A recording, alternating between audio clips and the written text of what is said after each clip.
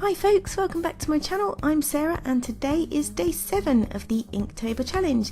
Can you believe we've already done 1 week, so that's only 3 left to go. Time flies when you're painting in ink. So the word prompt today is exhausted, and I took this to mean completely tired out and found a lovely reference picture on Pixabay of this sleepy little red panda.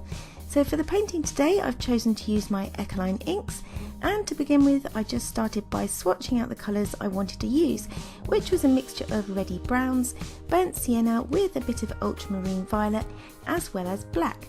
As always though, the supplies will be listed in the description box below. So I began today's painting by doing a pale violet colour above the panda's ears, as if you watched yesterday's video you'll know that that was something I didn't do on my drooling St Bernard dog and didn't want to miss out today. If you didn't see yesterday's video, I'll put a link in the card above for the Inktober playlist and all the paintings I've done so far. But if you're new to my channel, why not subscribe and hit the bell icon so you don't miss out on any future videos. So my aim for today was to map out some of the fur to begin with, using short strokes in the direction the fur was growing in. I almost wanted to use the underpainting technique I used yesterday, but using a lighter colour, and then once the ink had dried, go over with some darker washes of colour, but so you could still see the fur detail underneath.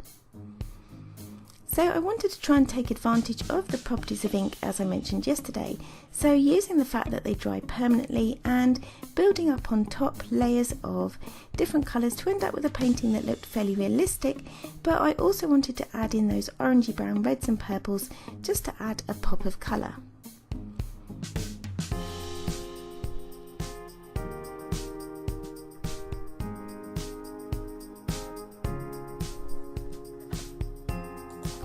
So as you can see, for this part of the painting I was using the wet on dry technique, so that's a wet paintbrush and just on directly on the dry paper. And this was to mark in fine lines and details to start with. It did take a little bit longer to do the fur this way, but I thought it would give the painting a bit more texture, and it was worth spending a little bit more time just on that front area where I wanted the fur to show up as individual fur rather than just an area of blocked out colour.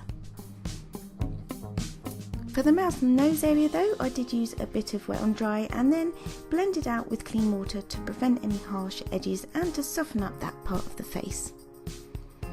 And I was really pleased with the colours that I'd used around the nose area, because that kind of helped to blend in with the purple above the panda's ears and also later on for the rest of his coat.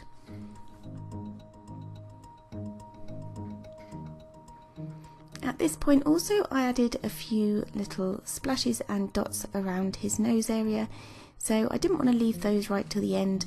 I wanted to kind of do it as I went along with the painting, as if you've watched some of my previous videos where I've been using the splattering technique, I did come to the conclusion that it would be better to add splatters and things like this as I go along rather than just as an afterthought at the end. And in this way I had a little bit more control over where those little splashes of colour would go.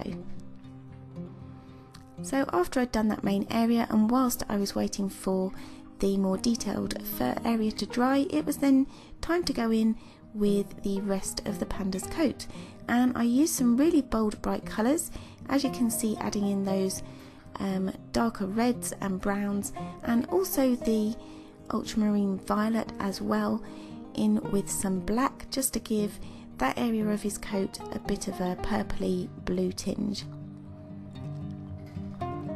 So once I'd done that, I did go in with some brighter colours on the top of his head, and one thing I did notice was that even though the ink was dry, it didn't hold up to being further wetted like the Dr. P.H. Martin's Bombay inks do.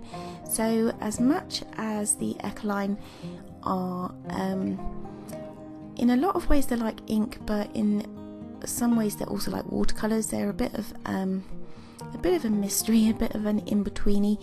They didn't seem to be as permanent. Maybe I didn't leave them to dry long enough, but I did find that when I laid down colour on top of those furs, then certainly where you can see I did the darker colour on the top of his head, I did seem to lose some of that definition. Now whether that was just because I was using a darker colour and it covered over it, but I didn't feel that the Ecolines held up to being wetted once dry as the Dr. P.H. Martin's Bombay coloured inks do. So that's something I'm going to remember next time and in future paintings. But on the whole, I think this piece came together quite nicely. It did take a little bit longer because I spent more time doing the fur details, but I think generally I was quite happy with how it was turning out. I didn't go into too much detail for the, I think it was a branch or a log that the red panda was leaning on, because I wanted the focus to be on the panda itself, so I didn't spend too much time on that, but I did just want to get in some darker colour under his chin to contrast with the white fur on his face.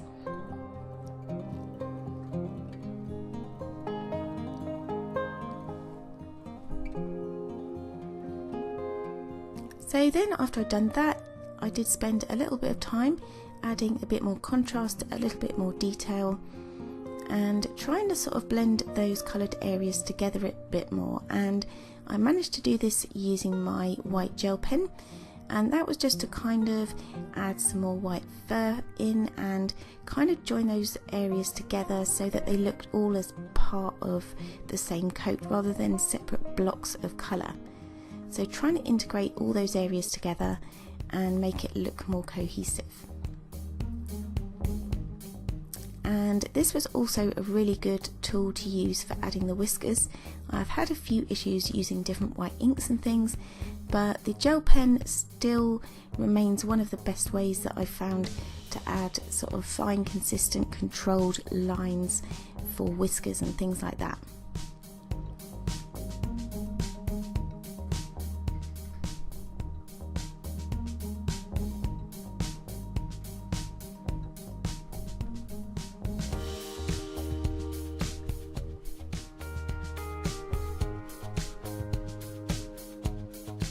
I also added some black just next to those white areas, again adding some more whiskers and just finishing him off.